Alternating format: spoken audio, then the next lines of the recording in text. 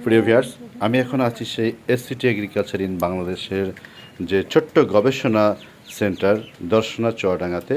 এখানে আঙ্গুরের বিভিন্ন জাত এবং বিভিন্ন মেডিসিনের উপরে গবেষণা করা হয় এখানে। তো টানা 10 দিন ধরে বর্ষা চলছে। এখন আপনারা জানেন যে প্রচণ্ড বৃষ্টি হচ্ছে এখন বাংলাদেশে।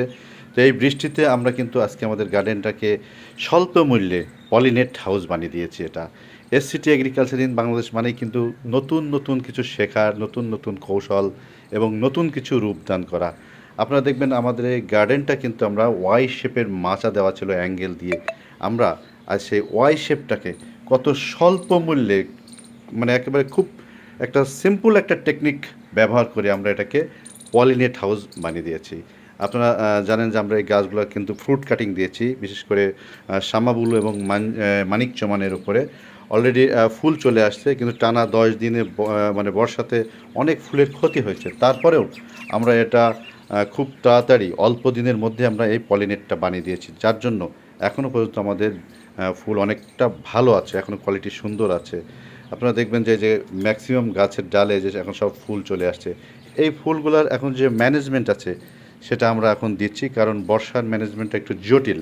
তো আপনারা যারা আঙ্গুর চাষ করছেন, আমি বলবো এই ধরনের স্বল্প খরচে যদি পলিনেট করতে পারেন তাহলে কিন্তু কোয়ালিটি সম্পন্ন আঙ্গুর হবে।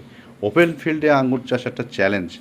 ইতিমধ্যে বাইকুনুর সহ বিভিন্ন জাত আমরা করেছি, কিন্তু কোয়ালিটি সম্পন্ন কয়জন করতে পেরেছে? কোয়ালিটি একমাত্র এসসিটি ছাড়া আমি কোথাও কোয়ালিটি সম্পন্ন দেখিনি। সবার কিন্তু আঙ্গুর পচে গেছে ঠিক সেল করার কয়েকদিন আগে, কমপ্লিটলি কেউ পাকাতেই পারেনি।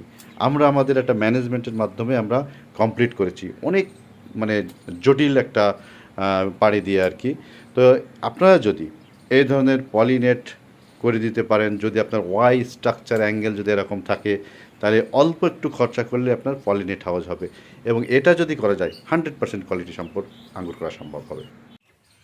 আরেকটা বিষয় নিয়ে আলোচনা না করলে নয়, আমাদের দেশের বেশ কিছু বাগানি আছে যারা প্রত্যেক বছর নিত্য নতুন জাত নিয়ে এসে আমাদের কৃষকদের একটা সিদ্ধান্তহীনতায় ভোগাচ্ছে আর কি।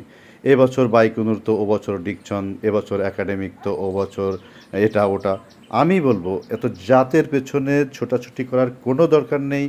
যে কোনো একটা থেকে দুইটা জাত আপনারা বেছে নেন, কি সর্বোচ্চ 3-4টা নেন না।